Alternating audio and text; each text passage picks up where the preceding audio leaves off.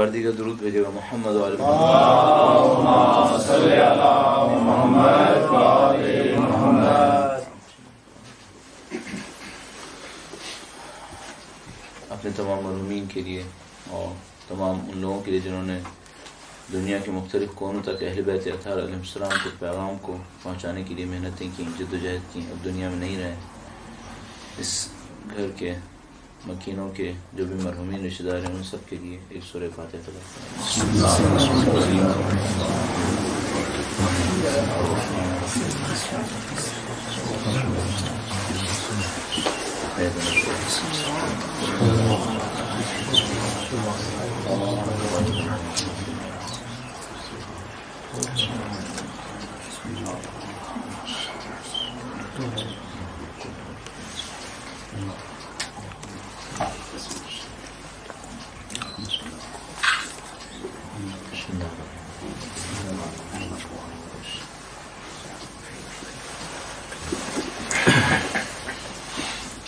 درود بھیجے گا محمد و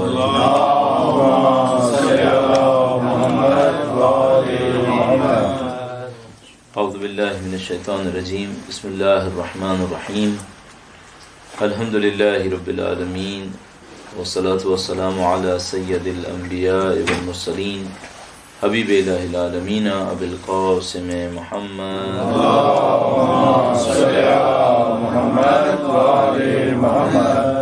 وعلى آلہ الطیبین الطاہرین سیما بقیۃ اللہ فی الارضین. قال اللہ تعالی فی کتابہ الکریم بسم اللہ الرحمن الرحیم ونريد أن نمن على الذين استضعفوا في الأرض ونجعلهم أئمة ونجعلهم الوارثين. درود بھیجے گا محمد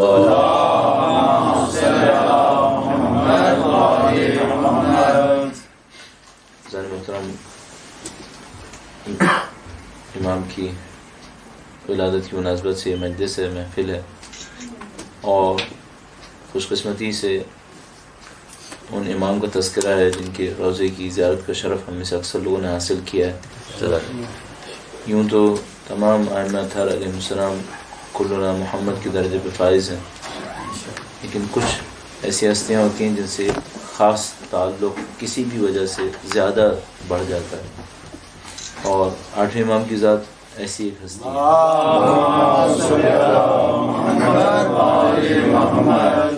میرا اپنے خیال ہے کہ ہم میں سے اکثر لوگوں نے پہلی مرتبہ اگر کسی امام کے روضے پر زیارت کا شرف حاصل کیا ہوگا تو وہ معمولاً مشہد مقدس ہی ہوتا ہے.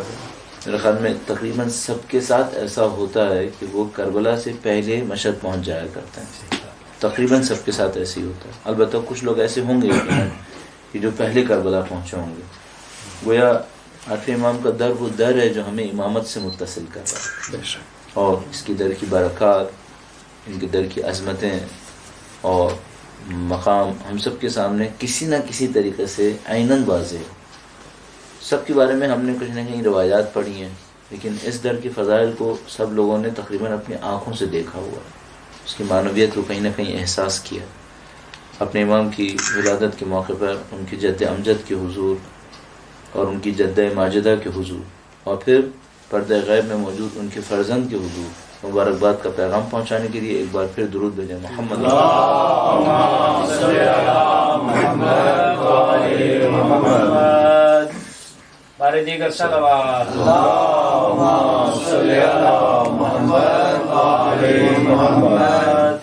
ایک بار پھر درود بھیجے گا محمد.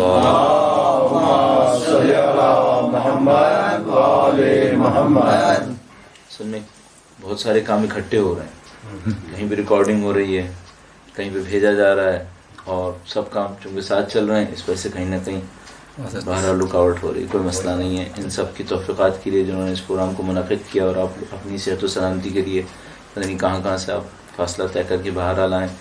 میں تو ویسے ہی پہیے پہ بیٹھا رہتا ہوں، گھومتا رہتا ہوں، مجھے کوئی مسئلہ نہیں ہوتا. درود بھیجے گا محمد.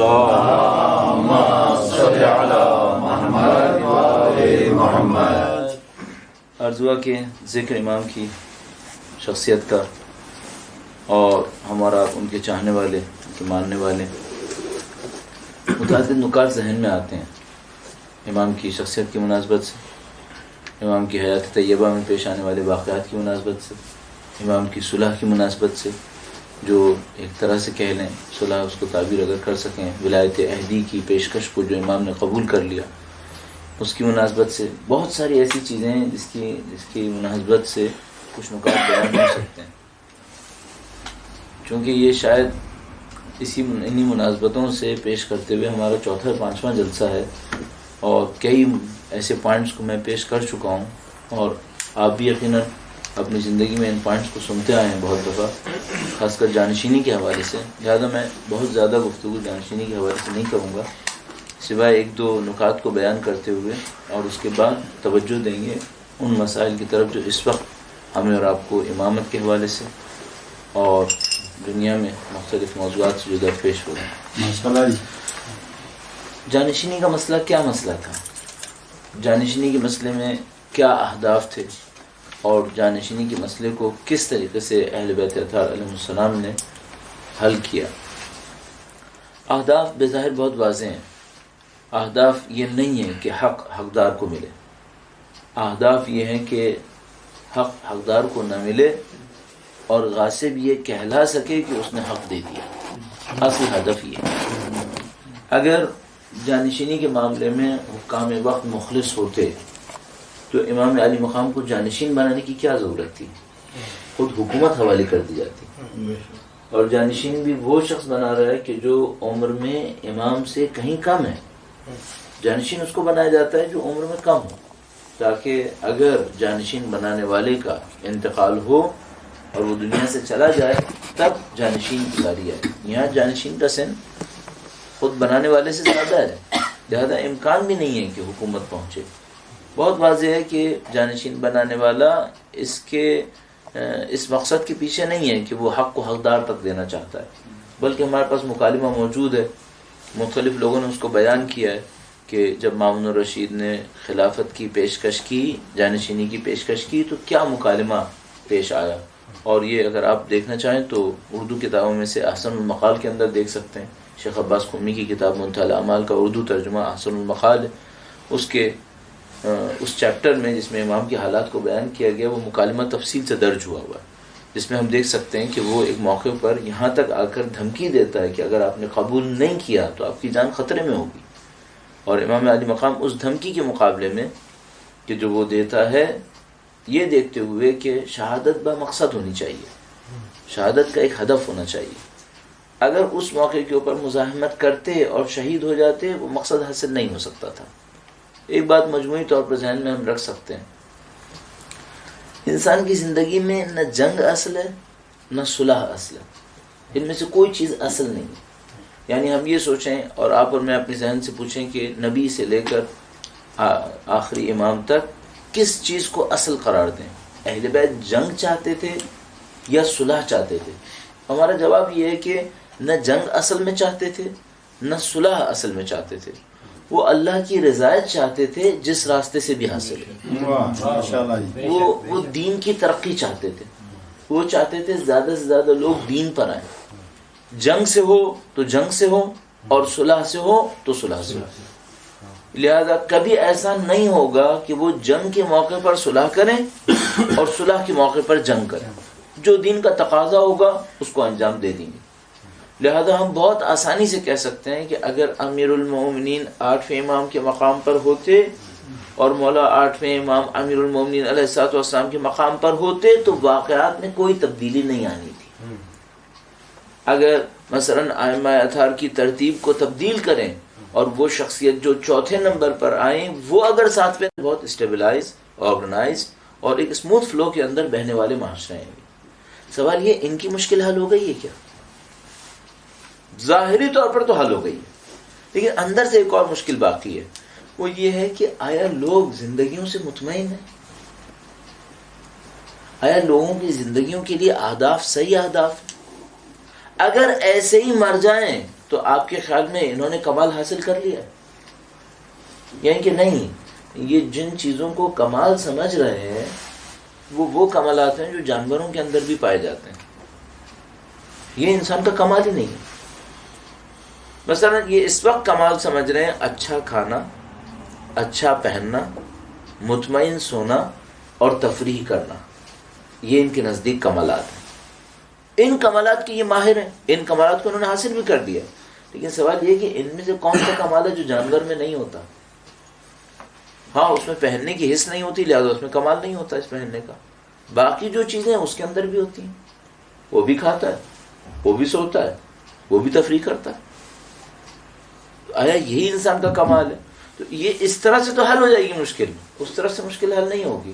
اب ایک انتہا کی طرف میں کوشش کروں گا میں کم بولوں. پھر ابھی آپ کہیں اچھا کم بولنے میں بھی اتنا بول چکے ہیں، لیکن میں کوشش کروں گا کہ میں کم بولوں، آپ کے سوالات یا آپ کی جو باتیں ہوں اس سے بات اور نکلے. کیونکہ میں ہر جگہ بولتا رہوں گا، پھر پتہ نہیں آپ کے اس کے موضوعات کیا ہیں، آپ کے ذہن میں کیا چیزیں ہیں. میرے بولنے کے رکنے کے بعد پھر آپ کی طرف سے گفتگو شروع ہوگی اصل میں. تو میرا اپنا یہ خیال ہے ان چیزوں سے معاملہ حل نہیں ہوتا. معاملہ صرف ایک طرح سے حل ہو سکتا ہے. آپ اس کو سادگی سے بھی تعبیر کریں گے کہ یار یہ مولانا حضرات میں سادگی بہت ہوتی ہے، ان لوگوں کو معاشروں کا زیادہ پتہ نہیں ہوتا. تو میں ایسے ہی برسبیل تذکرہ عرض کرتا چلوں. میری 2 اسپیشلائزیشنز ہیں.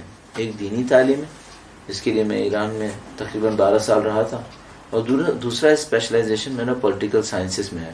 میرا پولیٹیکل سائنسز میں ایم فل ہے. تو تقریباً سکون سے میں آپ کو کہہ سکتا ہوں کہ میں بے خبر کم از کم نہیں ہوں. ہاں شاید اتنا باخبر بھی نہیں ہوں گا، لیکن بہرحال بے خبر نہیں ہوں. دنیا کی سسٹمز کو جانتا ہوں. اور مثال کے طور پر ابھی جنوا سے ہو کر آ رہا ہوں، اور اقوام متحدہ کی مثال کے طور پر وہ وزٹ کے دوران کوئی بہت نئی چیز پتہ نہیں چلی کہ جس سے میں کہوں کہ اس سے میری معلومات میں کوئی بیش بہا اضافہ ہو گیا. کیونکہ وہی جو کچھ ہم پہلے سے پڑھے ہوئے تھے وہی چیزیں ہاں دیکھنے کو ملی، جو یہ پہلے ہم نے کتابوں میں پڑھا تھا اب اپنی آنکھوں سے بالعین مشاہدہ کیا. تو کم از کم بے خبر نہیں ہوں. میں آپ کو مطمئن ہو کے کہہ رہا ہوں ان سے مشکل حل نہیں ہوگی. ہمارے معاشرے کی مشکل بھی حل نہیں ہوگی. ہم اپنے معاشرے کی تو مشکل چھوڑیں، ہم اپنے یہاں پر بسے ہوئے چھوٹے چھوٹے سینٹرز کی مشکل بھی حل نہیں کر پائیں گے. ان سے مشکل حل نہیں ہوگی جو ہم سوچ رہے ہیں. ہماری مشکل کہاں سے حل ہوگی؟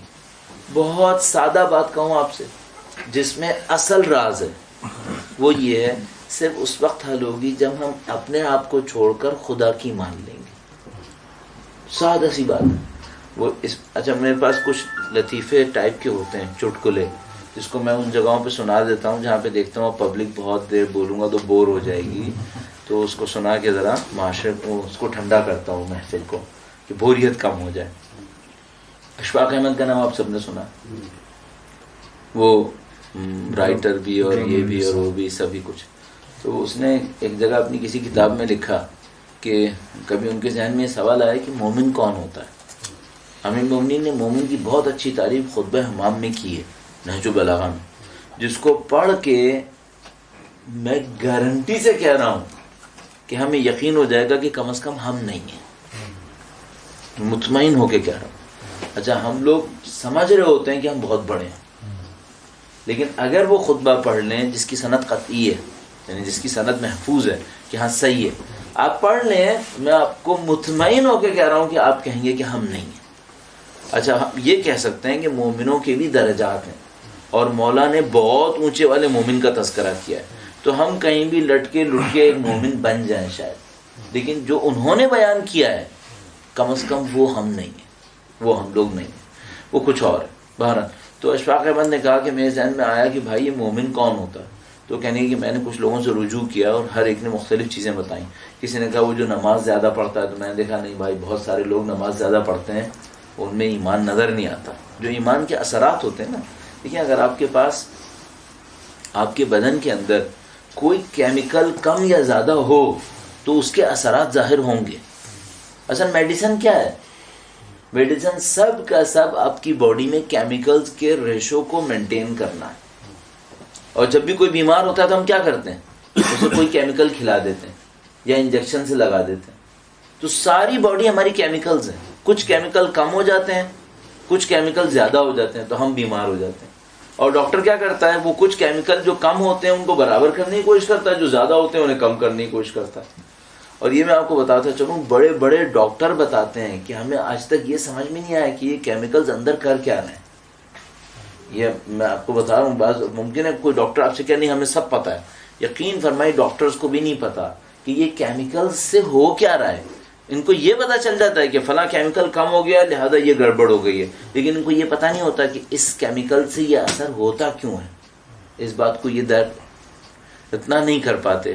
ظاہر میں جو آپ کے سامنے کہہ رہا ہوں اس کو ڈاکٹرز بھی سن رہے ہوں گے کہیں نہ کہیں، یا بعد میں سن لیں گے تو وہ ان میں سے کچھ اعتراض کریں گے کہ نہیں یہ ہمارے پیشے کے بارے میں مولانا صاحب چونکہ نہیں جانتے ہیں اس لیے انہوں نے کہا ہے.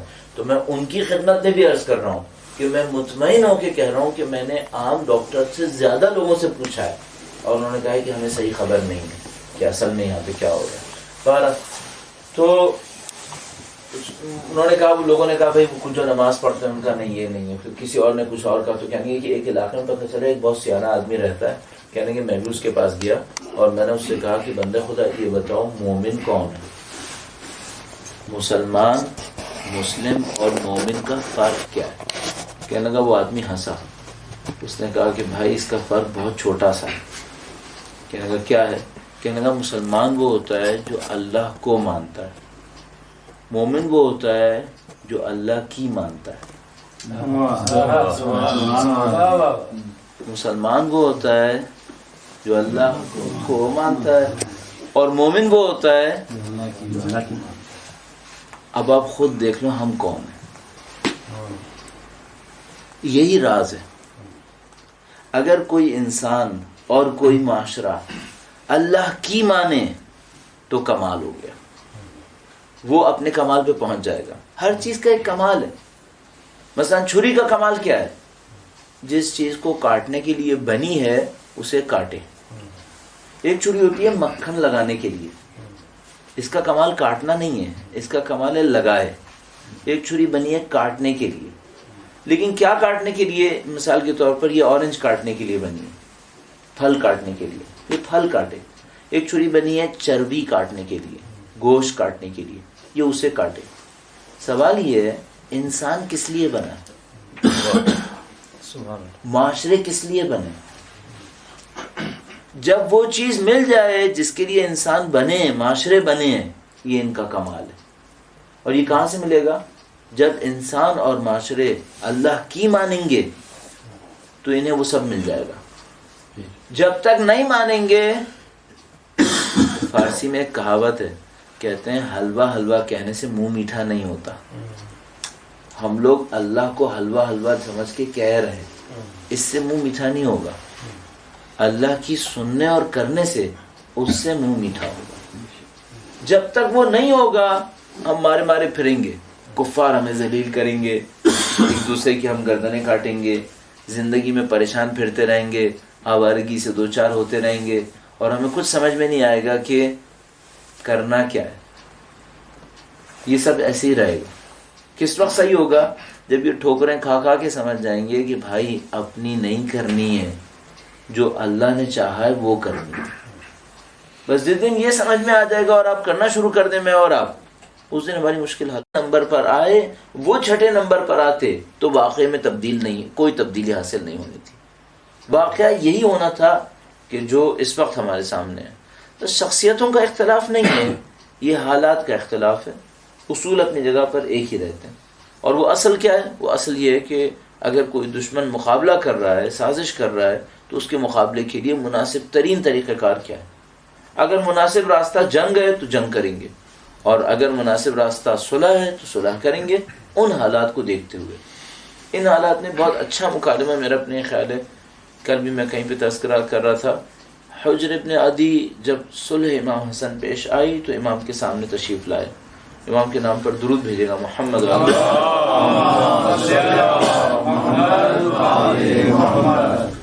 اور امام کو خطاب کر کے کچھ سخت الفاظ استعمال کیے. امام نے کچھ جواب دیا. لب الواب اس جواب کا یہ تھا، ایک جواب تھوڑا سا سخت جواب تھا اور ایک جواب میں یوں ارشاد فرمایا اگر سب کے دلوں میں وہی غیرت ہوتی جو تمہارے دل میں تھی تو ہم صلح پہ مجبور نہ ہوتے. اگر سب کے دلوں میں وہی غیرت ہوتی جو تمہارے دل میں ہے تو ہم صلح پہ مجبور نہ ہوتے. یعنی مجبوری تھی جس کی وجہ سے یہ کرنی پڑی، ورنہ اگر سب لوگ دشمن کے مقابلے میں اتنی غیرت مند ہوتے جتنی غیرت تمہارے اندر آ رہی ہے تو پھر ہمیں صلح نہ کرنی پڑتی. اس کا مطلب ہے دوستوں نے ساتھ نہیں دیا، ورنہ صلح نہیں ہوتی. اسی طریقے سے جانشینی کا معاملہ تھا. اگر یہ خوف نہ ہوتا کہ ماننے والے بھی گمراہ ہو جائیں گے تو جانشینی نہ لیتے، پھر جانشینی نہیں لیتے، شہید ہونا قبول کر لیتے. لیکن اگر وہاں شہید ہوتے تو مامون رشید کے سامنے حربے بہت واضح تھے. مامون رشید نے اعلان کر دینا تھا کہ میں نے ان کو بادشاہ بنانے کے لیے، حاکم بنانے کے لیے مدینے سے بلایا تھا، وہ تشریف لائے، لیکن راستے میں قضاء الہی نے مہلت نہیں دی، وہ دنیا سے رخصت ہو گئے اور اپنے آپ کو اس سیاسی مشکل سے نکال لیتا جس کے اندر وہ پڑا ہوا تھا. اس کے حالات بہت تفصیلی ہیں کہ بنی عباس کو کیا مشکل درپیش آ گئی تھی کہ وہ 8ویں امام کی جانشینی کی طرف گئے، جبکہ کئی زمانے تک گزر چکے تھے اور ان کو اس وقت بھی حاکم بنے ہوئے تقریباً 70 سال گزر چکے تھے، لیکن انہوں نے اس وقت تک اہل بیت کو کبھی خلافت جانشینی کی پیشکش نہیں کی تھی. اب کیوں ایسا ہوا؟ بنی عباس 132 ہجرہ میں حاکم بنے اور مامون رشید جو پیشکش کر رہا تھا یہ 198 ہجرہ کے قریب کا واقعہ ہے، تو تقریباً 70 سال ہو چکے تھے ان کو حکومت پہ آئے ہوئے. تو اچانک ان کو کیوں یاد آیا کہ ہم خلافت کی پیشکش اہل بیت کو کریں؟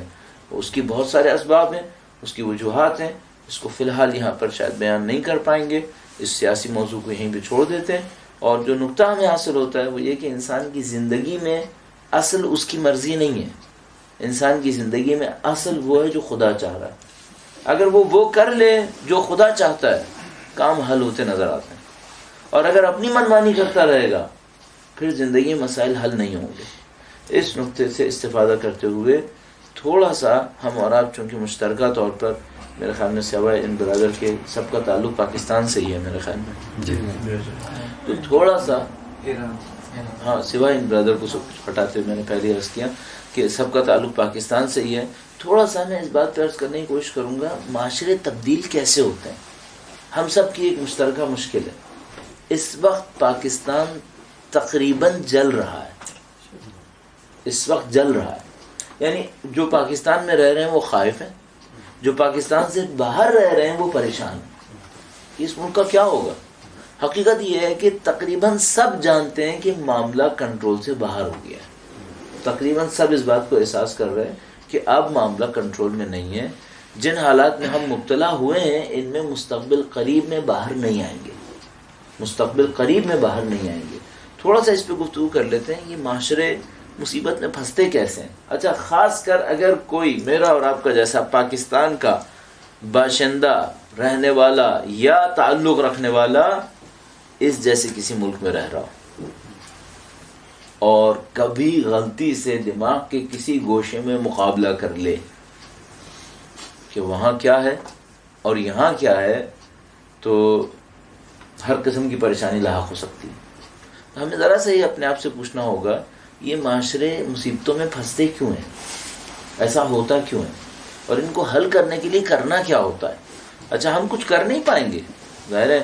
آپ یہاں پر اتنے 1000 کلومیٹر دور بیٹھے ہوئے ہالینڈ کے ایک شہر کے اندر آپ پاکستان کے معاشرے کے لیے کر بھی کیا لیں گے مثلا ظاہری طور پر، لیکن سوچنے میں کیا حرج ہے. شاید سوچنے میں کچھ سمجھ میں آ جائے کہ کیا کرنا چاہیے، تو ہمیں بھی اپنا کردار کچھ ادا کرنے کا شاید موقع مل جائے. اور ابتدا اسی نقطے سے کرتے ہیں کہ جو ہم نے اہل بیت کی حیات طیبہ سے حاصل کیا. اصل ہماری مرضی نہیں ہے، اصل خدا کی مرضی ہے. اس کو ذرا سا ایکسپلور کرتے ہیں. درود بھیجے گا محمد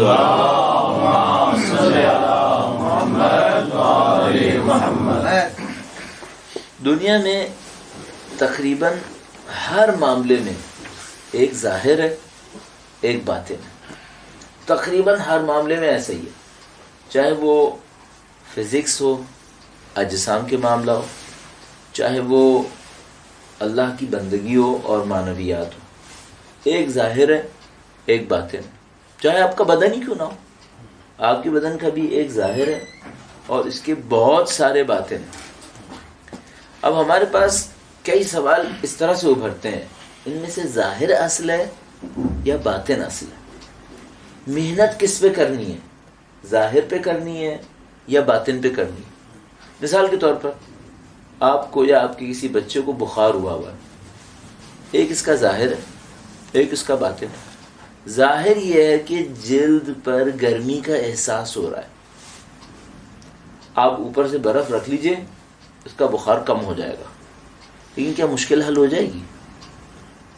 عین ممکن ہے کہ آپ بہت برف رکھیں اور یہ ٹھنڈا بھی پڑ جائے لیکن مشکل حل نہیں ہوگی، کیونکہ مشکل ممکن ہے اندرونی طور پر کسی اور عضو کی پریشانی کی وجہ سے لاحق ہوئی ہے. تو جب تک آپ اس کو اندر جا کر صحیح نہیں کریں گے اس وقت تک اس کے بخار کو آپ علاج نہیں کر پائیں گے. اگر انسانی بدن میں یہ مشکل ہے تو معاشروں میں یہ مشکل بہت زیادہ ہے، سوسائٹیز میں یہ مشکل بہت زیادہ ہے. اب مثال کے طور پر ایک معاشرہ ہے جیسے ہمارا اور آپ کا معاشرہ، اس کے اندر یہ پریشانیاں لاحق ہوئی ہوئی ہیں. آج بھی میں نے سنا ہے کہ کوئی بم دھماکہ ہوا ہے، تقریباً ہر دوسرے دن تو کم از کم ہو ہی رہا ہے کئی دنوں سے. دو راستے ہیں. ایک راستہ یہ ہے کہ ہم یہ کہیں کہ بھئی یہ جو مشکل پیش آ رہی ہے یہ اس وجہ سے کہ لوگوں کے ہاتھ میں بم جیسا دھماکہ خیز مواد ہے.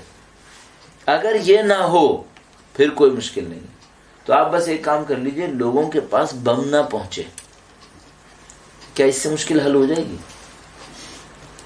تو ہم کہیں گے نہیں، اس سے مشکل حل نہیں ہوگی، بم نہیں ہوگا کچھ اور ہوگا. اچھا پھر ہم یہ سوچتے ہیں کہ نہیں، مشکل یہ ہے کہ کچھ لوگوں کے پاس مثال کے طور پر دولت بہت ہے اور وہ مخالف ہیں. تو اگر یہ نہ ہو، دولت نہ ہو، وسائل نہ ہو، مخالف ہوں، پھر مشکل حل ہو جائے گی. تو آپ دولت چھین لیں ان سے، وسائل چھین لیں، پھر مشکل حل ہو جائے گی. تو آپ مثال کے طور پر فوج لگا دیں، جیسے دنیا بھر میں ہوتا ہے، فوج لگائیں، پولیس لگائیں، انٹیلیجنس لگائیں اور ان سے وسائل چھین لیں، تو پھر کیا مشکل حل ہو جائے گی؟ تو ہم کہیں گے نہیں، اس سے بھی مشکل حل نہیں ہوتی. پھر تیسرا لیول جاتے ہیں، وہ یہ کہ بھائی اصل مسئلہ نہ دھماکہ خیز مواد کا ہے اور اصل مسئلہ نہ پیسے کی زیادتی یا پیسے کا کہیں اور جانا ہے. اصل مسئلہ یہ کہ کچھ لوگ ناراض ہیں، اگر ان کو خوش کر دو تو مشکل حل ہو جائے گی. آپ ان کو خوش کرنے کی کوشش کریں، جو جائز ناجائز وہ مانگ رہے ہیں وہ آپ دیتے چلے جائیں، پھر مشکل حل ہو جائے گی. ابھی سوال یہ کہ اس سے مشکل حل ہو جائے گی. اب یہ وہ جگہ ہے جہاں ہمیں تھوڑا سا پیچھے اور جانا پڑتا ہے، وہ یہ کہ معاشرے چلتے کیسے ہیں، اصل میں مشکل حل کیسے ہونی ہے. مثلا یہ ہمارا اور آپ کا جس علاقے میں میں اور آپ اس وقت بیٹھے ہوئے، انہوں نے اپنے معاشرے کی مشکلات کو حل کر لیا ہے. ان کے یہاں کوئی جنگ و جدال نہیں ہے، ان کے ہاں عمومی طور پر کوئی لوٹ کھسوٹ نہیں ہے، عمومی طور پر کوئی سادگی ہے کہ بس اتنے سے ایک جملے سے حل ہو جائے گی. نہیں، باخدا اسی سے حل ہو. مثلا کیا کریں؟ بھائی خدا کہہ رہا ہے جھوٹ مت بولو، تو مت بولو. خدا کہہ رہا ہے دھوکہ مت دو، مت دو. خدا متعال کہہ رہا ہے کہ ایک دوسرے کے لیے اچھا سوچو، حسن ظن، اچھا سوچو. خدا متعال کہہ رہا ہے کہ محنت کرو، علم حاصل کرو، اور سب سے بڑھ کر وہ کہتا ہے میری بندگی کرو. آپ یہ کر لو. جب آپ یہ کر گئے سب کچھ حاصل ہے. اچھا اگر یہ نہیں کیا تو آپ پی ایچ ڈی کر لو، پوسٹ پی ایچ ڈی کر لو، آئنسٹائن بن جاؤ، ادھر سے جارج بش بن جاؤ، بل کلنٹن بن جاؤ، کچھ بھی کر لو، مشکل حل نہیں ہوگی، مشکل اپنی جگہ رہے گی. تو آپ اور میں زندگی میں کچھ بھی ہوں، حل ایک ہی ہے، اللہ کی مانو، بس یہ حل ہے. اچھا اب وہ اللہ کی مانو کتنا وسیع ہے؟ یہ بہت وسیع ہے. یہ دیکھو صبح کو اٹھ کر اس نے کیا مانگا ہے ہم سے، وہ کر لو. رات کو سونے سے پہلے کیا مانگا ہے وہ کر لو. دن بھر کے لیے کیا مانگا ہے، پیشے کے لیے کیا مانگا ہے، والدین کے ساتھ، بچوں کے ساتھ، بیوی کے ساتھ، محلے کے ساتھ، ہمسائے کے ساتھ کیا مانگا ہے خدا نے ہم سے، بس وہ کر لو. اچھا اب ممکن ہے آخری بات میں عرض کرتا چلوں پھر اختتام پذیر کروں، ممکن ہے کوئی یہ کہ مجھے سمجھ میں نہیں آتا اس نے کیا مانگا ہے، میں تو چاہتا ہوں کہ کروں لیکن مجھے سمجھ میں نہیں آتا. معمولاً ایسا نہیں ہو سکتا، معمولاً ایسا نہیں ہو سکتا کہ آدمی کو یہ پتہ نہ چلے کہ اللہ نے مجھ سے کیا مانگا ہے، سوائے ایک وجہ سے، عذر پیش کر کر کے اپنے آپ کو دھوکہ دے رہا ہے. ورنہ اس کو بہت اچھی طرح پتہ ہوتا ہے مجھ سے خدا نے کیا مانگا. مثلا یہاں بیٹھے ہوئے کسی آدمی کو شبہ ہے کہ فجر کی نماز واجب ہے؟ شبہ ہے کسی کو؟ نہیں. یہاں بیٹھے ہوئے کسی آدمی کو شبہ ہے کہ شراب حرام ہے؟ نہیں. کیا نہیں پتا؟ ہم لوگوں کی معلومات دین کے مقابلے میں کم نہیں ہے، ٹھیک ٹھاک ہے، عمل میں مشکل ہے.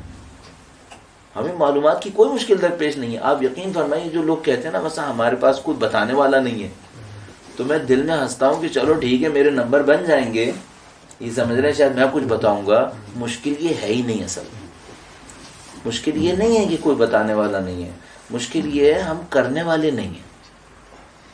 تو لوگ بتاتے رہیں گے، آتے رہیں گے، بتاتے رہیں گے، بتاتے رہیں گے. اچھا مشکل ان بتانے والوں کے ساتھ بھی ایک اور ہے، خود بھی کرنے والے نہیں ہیں. تو جب وہ خود کرنے والے نہیں ہیں تو ان کے بتائے میں دم بھی نہیں ہے، تو وہ خود کرنے والے نہیں ہیں. تو سب کی ایک ہی مشکل ہے، کرنے والے نہیں ہیں. اللہ کی نہیں سنتے، اپنی بہت سنتے ہیں. ہم سب کی ایک مشترکہ مشکل ہے، اور یہی ہمارے معاشرے کی بھی مشکل ہے. جس دن یہ حال ہو گیا، مثلا میں کبھی کبھی سوچا کرتا ہوں، وقت کے امام کا تذکرہ کرنا چاہتا ہوں، درود بھیجے گا.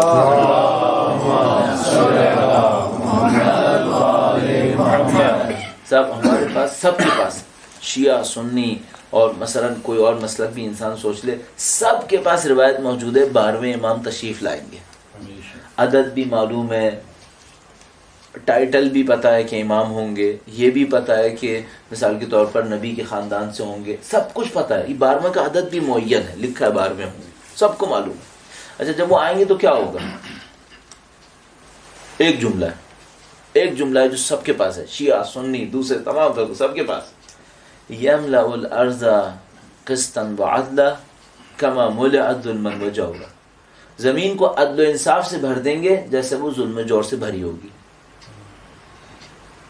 اس جملے کو سب نے لکھا ہے، شیعہ سنی باقی سب نے بھی. اس سے کیا پتہ چلا؟ اس سے مجھے صرف ایک بات سمجھ میں آتی ہے، اگر میں ان کا ماننے والا ہوں، چاہے میں کسی بھی صورت میں ماننے والا ہوں، اس کا مطلب اگر میں ظلم کروں گا تو وہ مجھ سے لڑیں گے، اور اگر عدل کروں گا تو وہ کر رہا ہوں جو وہ آ کے کریں گے. تو راستہ طے ہے، مجھے ظلم نہیں کرنا ہے، مجھے عدل کرنا ہے. اب ہر چیز میں ڈھونڈتے رہیے، ظلم کیا ہے، عدل کیا ہے. ظلم کریں گے تو وہ آ کے لڑیں گے، کیونکہ روایت نے کہہ دیا کہ وہ آ کے ظلم کو ختم کریں گے، عدل پھیلائیں گے. عدل کروں گا تو پہلے سے وہ بھی اسی کام کے لیے تشریف لائیں گے، تو میں ان کے ساتھ کھڑا ہو سکتا ہوں کیونکہ میں بھی عدل کر رہا ہوں.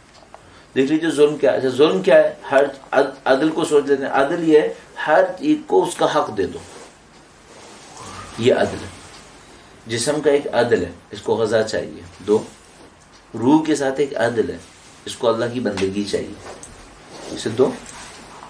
ہر چیز کا ایک عدل ہے، ایک ظلم ہے. عدل کریں گے کامیاب ہو جائیں گے، ظلم کریں گے ناکام ہو جائیں گے. ممکن ہے کوئی کہ ہم بعض اوقات عدل کرنا چاہتے ہیں لیکن عدل بہت سخت ہے. بھائی یہاں کے وقت کے مطابق مثال کے طور پر 5 بجے 5:15 بجے کوئی اٹھے نماز پڑھے، یا مثلا شاید یہاں پہ تھوڑا سا زیادہ ہوگا، تو وہ اٹھے نماز پڑھے کہ یہ بہت سخت ہے، تو پھر مطمئن ہو کر ایک جملہ سن لیں، اگر عدل سخت ہے، ظلم وحشت ناک ہے، لیکن صرف زہر آلود مٹھائی کی طرح شروع میں میٹھا ہے. اگر عدل سخت ہے، ظلم وحشت ناک ہے، شروع میں مٹھائی کی طرح میٹھا ہے، اندر زہر ہے، بعد میں قتل کرتا ہے. کسی نے آیت اللہ بہجت سے پوچھا، مثال کے طور پر میں ہوا اس طرح سے تھا کہ ایک بچہ تھا نا 6 سال کا، جس نے قرآن کریم حفظ کیا ہوا تھا، اس کو پی ایچ ڈی بھی مل گیا تھا، 7 سال کی عمر میں پی ایچ ڈی مل گیا تھا، تبا تبائی فرزند کا نام تھا. تو ان کے بارے میں کسی نے آبا بہجت سے پوچھا کہ ان کو کیا کرنا چاہیے، تو انہوں نے جنرل کمنٹس دیے کہ لوگوں کو یہ کرنا چاہیے. تو اس میں نے ان کا آخری جو پہلے انہوں نے کہا یہ بھی کرے یہ بھی کرے، پھر انہوں نے کہا کم از کم اتنا ہی کر لینا کہ فجر سے لے کر سورج نکلنے تک چہل قدمی کر لے، یہ بھی روح کے لیے بہت اچھا ہے. صرف اتنا کر لے کہ فجر سے لے کر سورج نکلنے تک کچھ نہ کرے، چہل قدمی کر لے. پھر اس کے بعد فرمایا چہل قدمی کرے، نافلہ نماز پڑھے، اللہ کی بندگی کر لے. فرمایا یہ بھی روح کے لیے بہت اچھا ہے.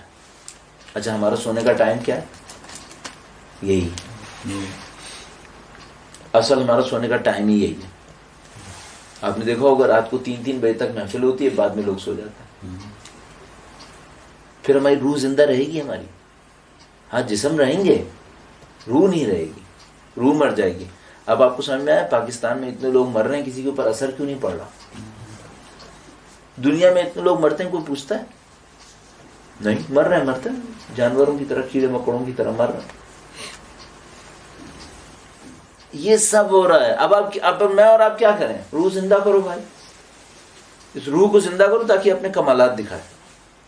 آپ اپنی روح زندہ کریں، یہ آپ کو کمالات دکھانا شروع کر دے گی.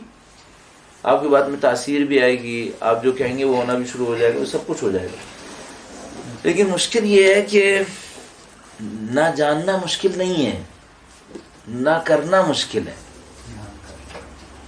یہ مشکل نہیں ہے کہ ہم لوگ نہیں جانتے، ہم لوگ سب جانتے ہیں. ہم کوئی نو مسلم تھوڑی ہیں کہ آج مسلمان ہوئے ہمیں پتہ ہی نہیں اسلام کیا ہوتا ہے. ہم لوگ تو پیدائشی مسلمان ہیں نا، ہم کو سب پتہ ہے. اصل مشکل کرنے میں ہے. کریں گے کیا؟ تو میں اپنے عرائض یہیں پہ اختتام پذیر کرتا ہوں، اس دعا کے ساتھ کہ پہلے خدا مجھے خود کو اور پھر آپ سب کو بھی عمل کی توفیق نصیب فرمائے. خدا تعالی سے دعا کرتے ہیں، پاک پروردگار تجھے واسطہ محمد و آل محمد کا، تجھے اپنے برگزیدہ بندوں کا واسطہ ہے پاک پروردگار، اپنے راستے پر چلنے کی توفیق نصیب فرما. اے پاک پروردگار، جو تو نے ہماری زندگی کے لیے چاہا ہے کہ بہترین ہے، اس سب کو انجام دینے کی توفیق نصیب فرما. اے پاک پروردگار، وقت کے امام کے ظہور میں تعجیل فرما، ہمیں اور ہماری اولادوں کو ان کے جانثاروں میں قرار فرما. ربنا تقبل منا انك انت السميع العليم برحمتك يا ارحم الراحمين.